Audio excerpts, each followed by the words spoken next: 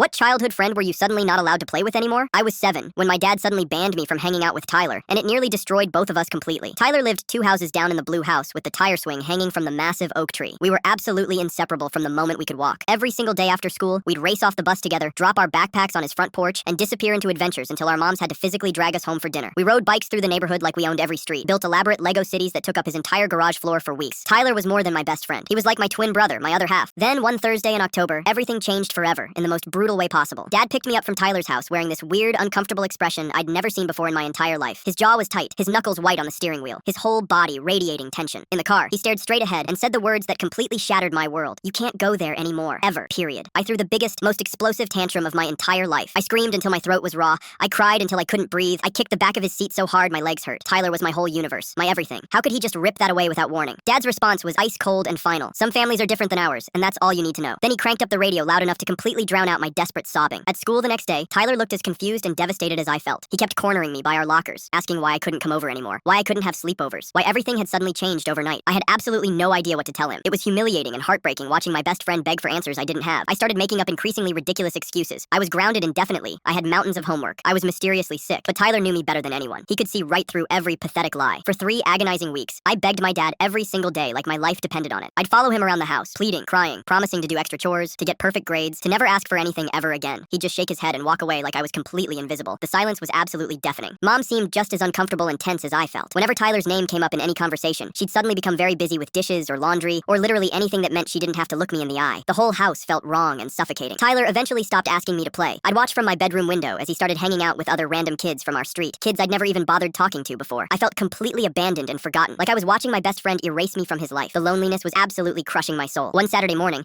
I was helping Dad rake the endless piles of autumn leaves in our front yard when Tyler's dad came outside to grab his mail from the mailbox. They made direct eye contact across the white picket fence that separated our properties. Tyler's dad smiled warmly and waved exactly like he always had for years. My dad pretended not to see him at all, turning his back and busying himself aggressively with the leaf pile. The awkwardness was so thick and suffocating you could cut it with a butter knife. That's when everything suddenly clicked into perfect place in my mind. Something terrible had happened between our fathers. This entire nightmare wasn't about me or Tyler at all. Later that same day, I couldn't take the mystery and pain anymore. I snuck through the loose board in our back fence and found Tyler sitting completely alone by their pool, his skinny legs dangling in the crystal clear water. When he looked up at me with those familiar brown eyes, they were red and swollen from hours of crying. My dad says your dad thinks we're bad people now, Tyler whispered, his voice cracking with raw emotion. Why would he think that? I asked, sitting down beside him on the warm concrete. Tyler's whole body shook as he answered through fresh tears. Because my parents are getting divorced and my mom is moving in with her girlfriend Sarah. Your dad told my dad that he doesn't want you around our sinful lifestyle. The words hit me like a devastating punch to the stomach. My dad wasn't protecting me from Tyler at all. He was protecting me from Tyler's different family, from a kind of love he didn't understand or approve of, destroying our friendship forever over his own prejudice and ignorance.